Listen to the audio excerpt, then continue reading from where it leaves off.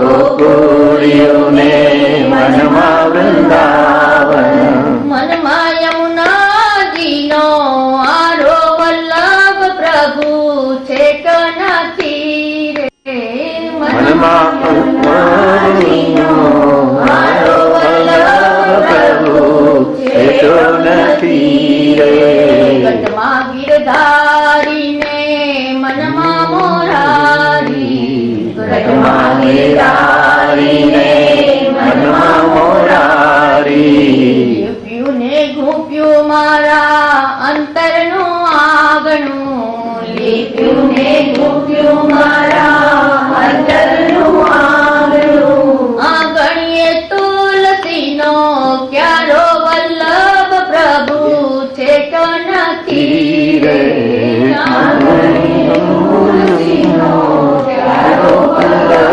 પ્રભુ છેકો નથી રે.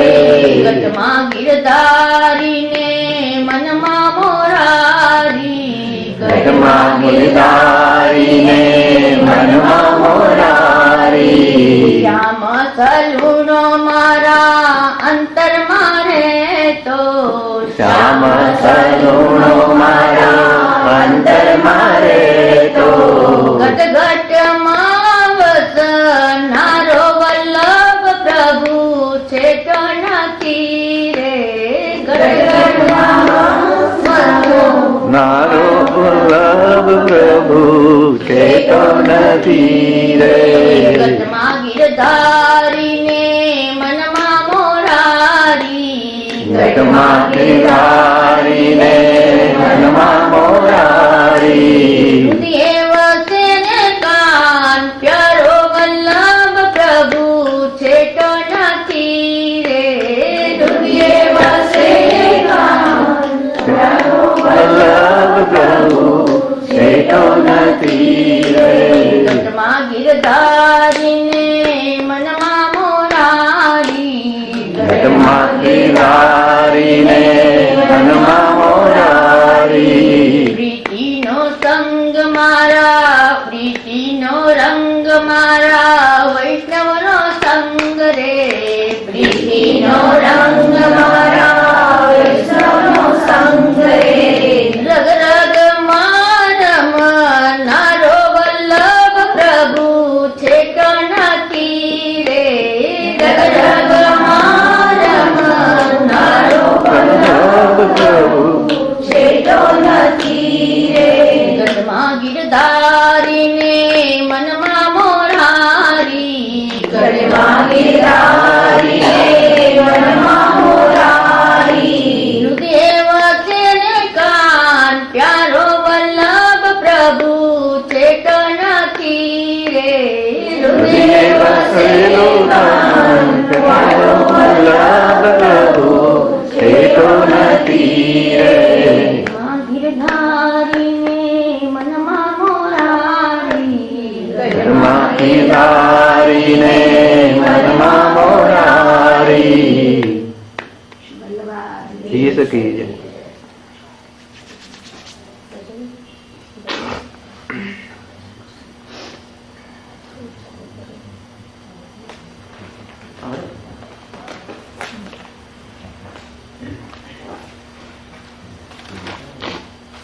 Shri Krishna.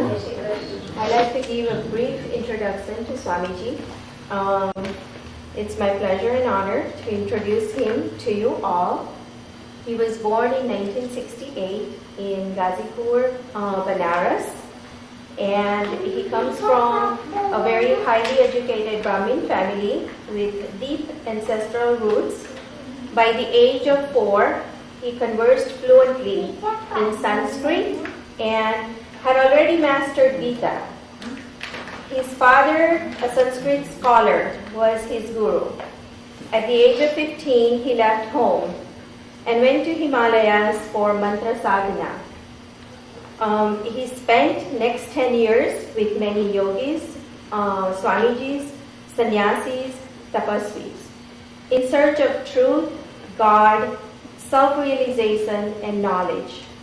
During this time, he lived in extreme weather conditions, in the clothing that you see him here today. And he traveled throughout many mountains and forests, and he realized that the knowledge and principles of Gita given by Lord Krishna must be practiced in daily life.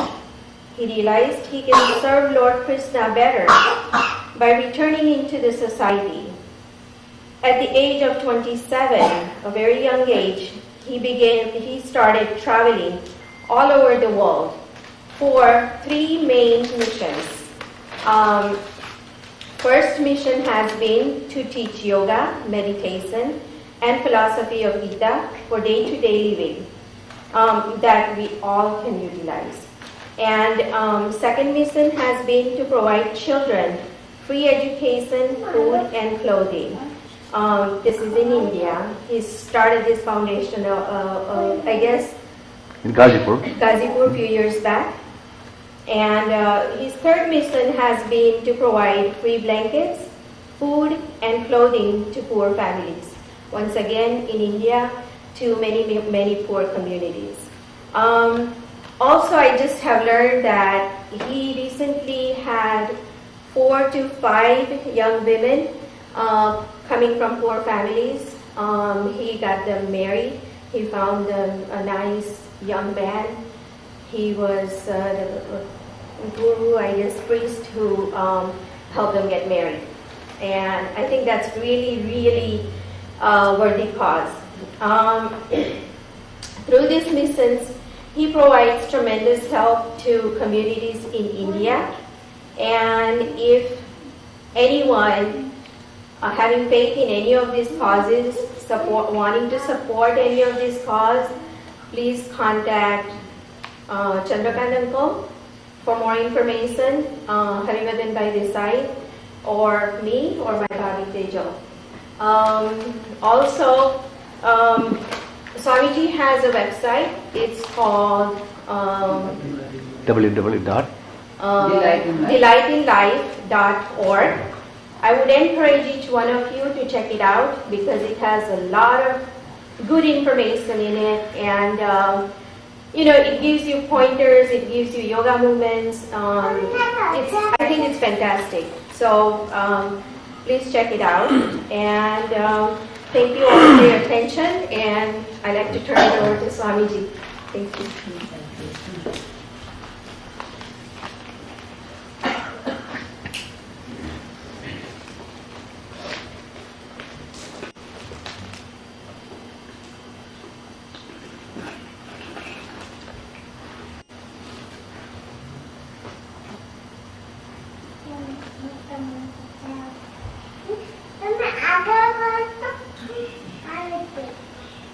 ओम वसुदेव सुतं देवं कंसचाणूरमर्दनं देवकी परमानन्दं कृष्णं वन्दे जगद्गुरुं वर्णानाम् अर्धसङ्घानां रसानां छन्दसामपि मङ्गलानां च कर्तारौ वन्दे वाणी विनायकौ प्रोद्भवन्ति प्रवर्तन्ते प्रलीयन्ते च यन्तवः यतो येन च यस्मिंश्च तस्मै कालात्मने नमः।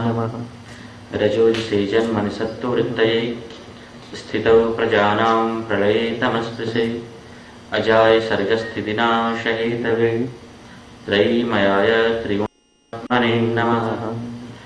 शान्ताकारं भुजगशयनं पद्मनाभं सुरेशं विश्वाधारं गगनसदृशं मेघवर्णं शुभाङ्गं लक्ष्मीकान्तं कमलनयनं योगिभिर्ध्यानगम्यं वन्दे विष्णुं भवभयहरं सर्वलोकैकनाथम्।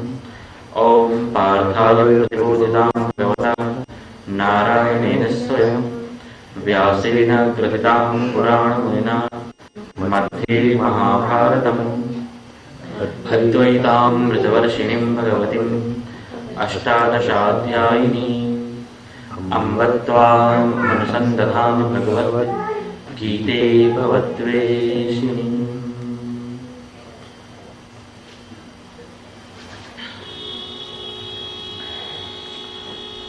सबसे पहले अपने मन, बुद्धि, वाणी, विचार, अपने जीवन तथा यहाँ के वातावरण को और भी अत्यधिक पवित्र बनाने के लिए कुछ मंत्रों का उच्चारण करेंगे।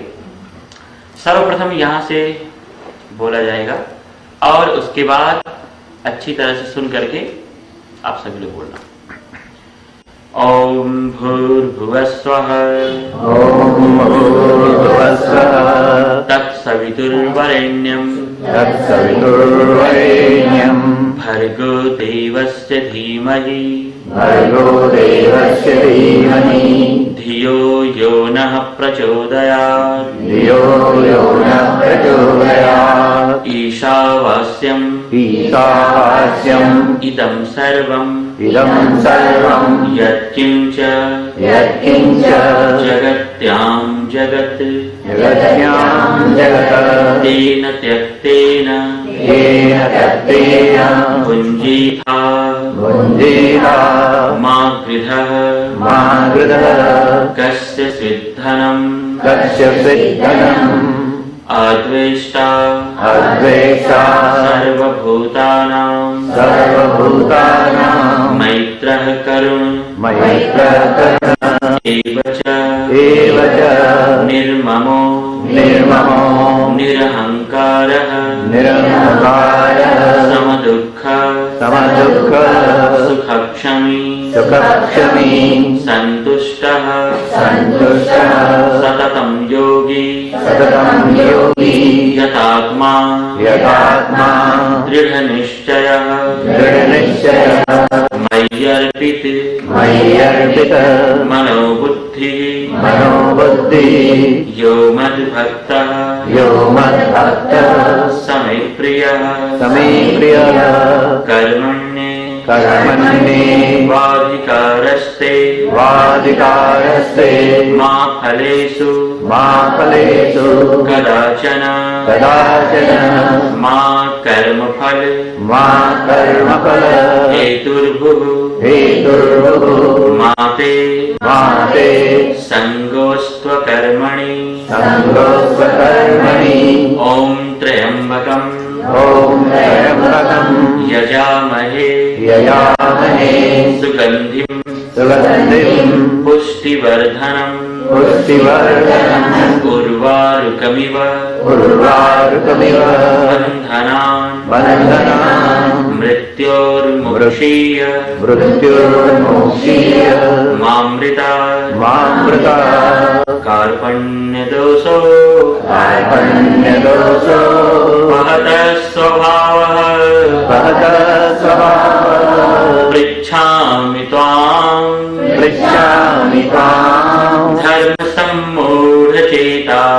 धर्मसम्मूढचेताः यच्छ्रेयः स्यात् निश्चितं ब्रूहि तन्मे शिष्यस्तेऽहं शाधि मां त्वां प्रपन्नम्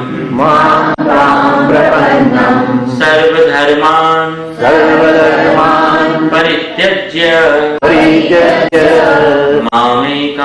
मामेकं शरणं व्रज अहं त्वा सर्वपापेभ्यो मोक्षयिष्यामि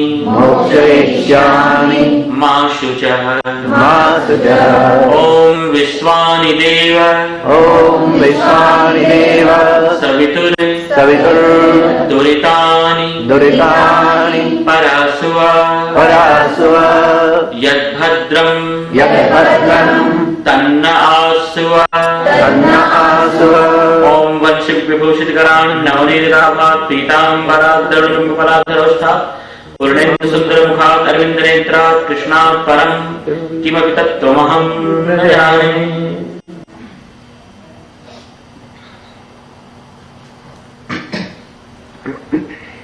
अनंत कोटि ब्रह्मांड नायक परमात्मा के चरण कमलों में कोटिशः नमन निवेदन तथा आप सभी के हृदय में बैठे हुए परमात्मा तत्व को, नारायण को, भगवान को प्रणाम करते हुए, नमस्कार करते हुए भगवान की असीम अहेतुकी अनुकंपा से हम सभी लोग यहाँ इस एक साप्ताहिक ज्ञान सत्र हेतु यहां पर एकत्रित हो रहे हैं। आज से योगीराज भर्तृहरि ने लिखा है वैराग्य शतक में कि यावत् स्वस्थ मिलम कलेवर गृहम यावच्च दूरे जरा यावच्चेन्द्रिय शक्तिर प्रतिहता यावत् क्षयो नायुषः आत्मश्रेयसि तावदेव विदुषा कार्ये प्रयत्नो महान प्रोद्दीप्ते भवने च कूपखननम प्रत्युद्यमं कीदृशः। कि जब तक हमारा ये शरीर स्वस्थ है और यावच्च दूरे जरा, जब तक हमारी वृद्धावस्था हमसे अभी थोड़ी दूर पर खड़ी है और यावत् चेन्द्रिय शक्ति प्रतिहता, जब तक हमारे इंद्रियों के अंदर अभी शक्ति अवशेष बची है, बाकी है, और यावत् क्षयो नायुषा, जब तक हमारी आयु अभी अवशेष बची हुई है, तभी तक प्रत्येक बुद्धिमान व्यक्ति को उसके आत्म कल्याण का कोई न कोई मार्ग अवश्य खोज लेना चाहिए। नहीं तो जिस तरह से किसी व्यक्ति के भवन में, मकान में आग लगे और उस अग्नि को बुझाने के लिए वह व्यक्ति कूप इत्यादि, तालाब, बावड़ी खोदने की अगर कोई प्लानिंग बनाए, योजना बनाए, तो फिर उपहास्य का पात्र होता है। तो हम सभी लोगों को हमारे जीवन का सूर्य ढले, हमारी उम्र अस्ताचल की तरफ पहुंचे, उसके पहले ही हमारे उम्र के इस उजाले में ही हमारे जीवन का जो मार्ग है, जो लक्ष्य है, जो टारगेट है, जो गोल है, उस पर हमें अपनी यात्रा का प्रारंभ कर देना चाहिए। अरे कम से कम इस जन्म में हमारे जीवन में भगवान की, परमात्मा की, मुक्ति की, ईश्वर तत्व की, भगवान के प्रेम की एक नींव तो पढ़ ही जानी चाहिए। इस जन्म में भगवान मिले या ना मिले इसकी बात तो बात की है, और मिलेंगे। भगवान को प्राप्त करने के लिए बहुत ढेर सारे जन्म लेने की, समय की जरूरत नहीं है, साधनों की आवश्यकता नहीं है। भगवान की प्राप्ति के लिए केवल भक्ति मार्ग में परमात्मा के प्रति प्रेम, भगवान से मिलने की जिज्ञासा, तड़प पर्याप्त है। वैराग्य,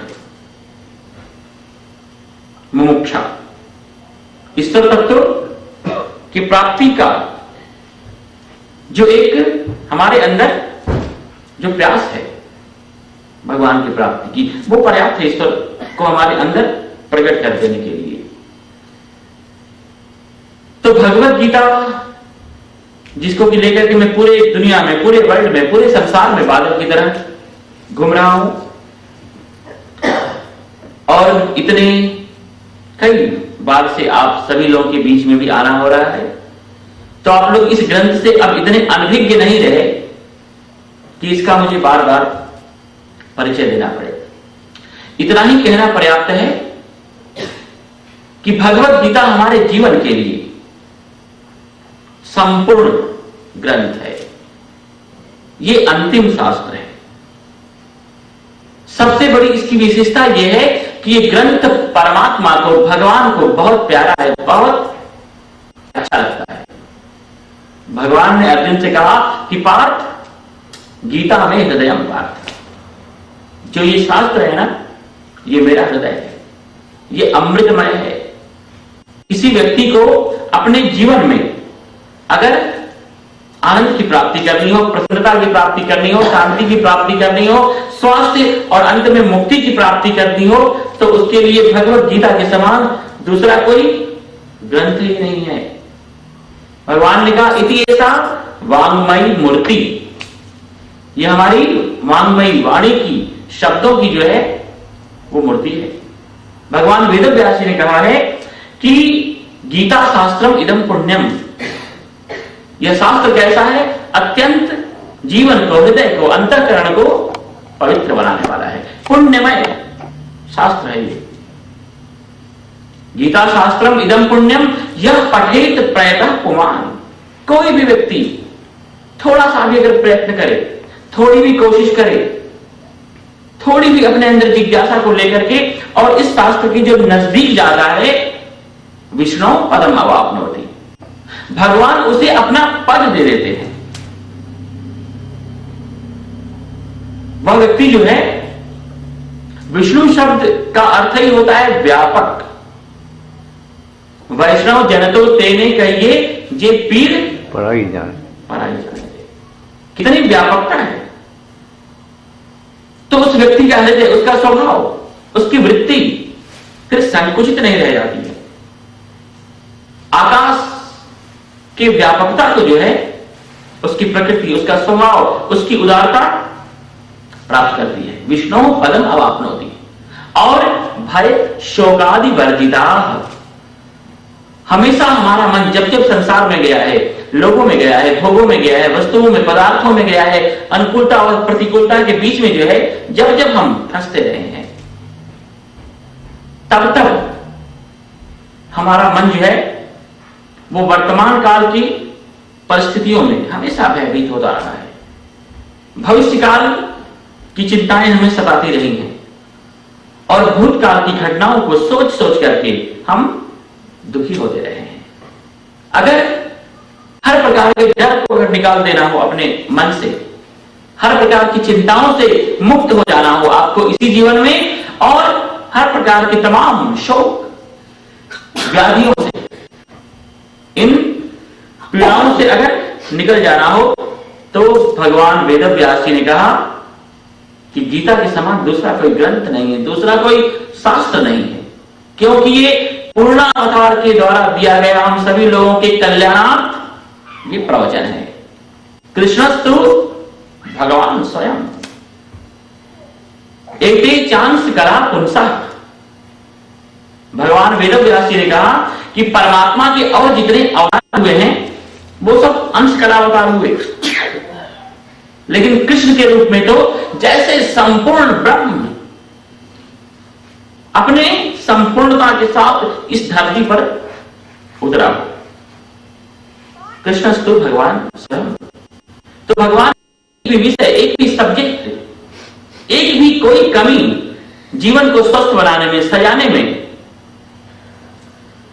छोड़ी नहीं। इतना अद्भुत, विलक्षण और ये अलौकिक शास्त्र है भगवत गीता।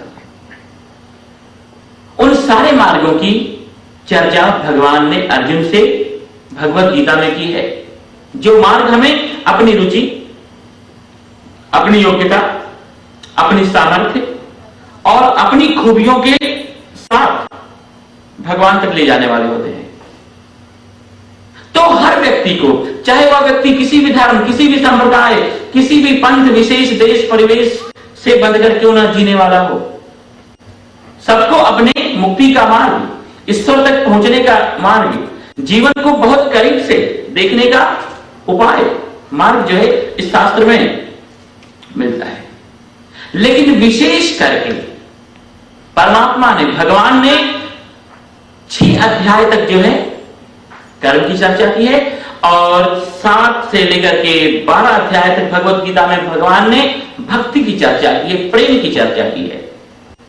क्योंकि हम कर्म करते हैं, लेकिन वास्तव में कर्म कैसा होना चाहिए हमें नहीं आता है। इसलिए देखो, हम काम करके भी परेशान ही रहते हैं, सुख के सारे उपाय करने के बावजूद भी दुखी ही रहते हैं।